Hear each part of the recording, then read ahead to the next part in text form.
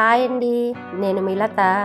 అందరూ బాగున్నారా? అందరూ బాగుండాలని, అందులో మేము ఉండాలని ఆ కోటసత్తం తల్లి నంగాలమ్మ తల్లిని కోరుకుంటున్నానండి. అయితే ఇప్పుడు మీకు ఒక వంట చూపిస్తున్నానండి. మొక్కజొన్న గారెలు. మొక్కజొన్న పొత్తులు మొన్న పాల వెల్లికి కట్టామండి. అవి ఫ్రెష్గా ఉంటాయి, కాల్చి కూడా బాగుంటాయి.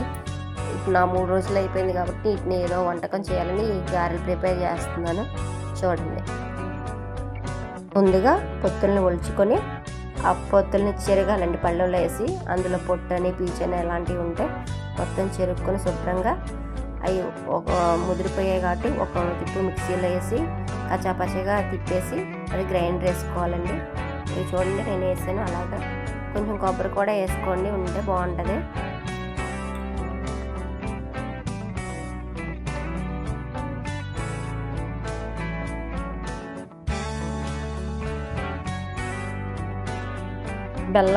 బెల్లం తీసుకుని బెల్లం కూడా కోరుకొని పిండి నలిగాక ఈ కోరిన బెల్లాన్ని అందులో కలుపుకోవాలండి. పిండి ఈ విధంగా నలిగితే సరిపోదండి, ఇది బరగ్గా ఉంది.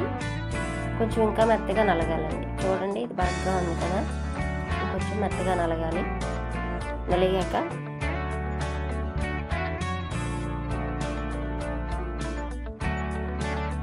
పిండి ఈ విధంగా మెత్తగా నలగాలండి.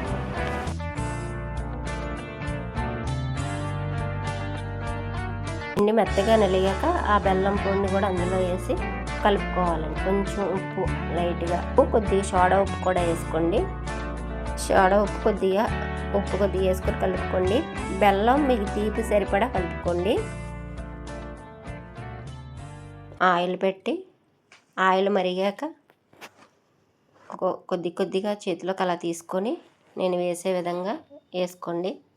వేసిన వెంటనే గరిటె మాత్రం పెట్టకండి, కొంతసేపు అలా వదిలేయండి, లేకపోతే అంటుకుపోతాయి. అలా కొంతసేపు వేగాక అప్పుడు అయ్యే పైకి వస్తాయండి. వచ్చాక గోల్డెన్ బ్రౌన్ కలర్ వస్తాయండి.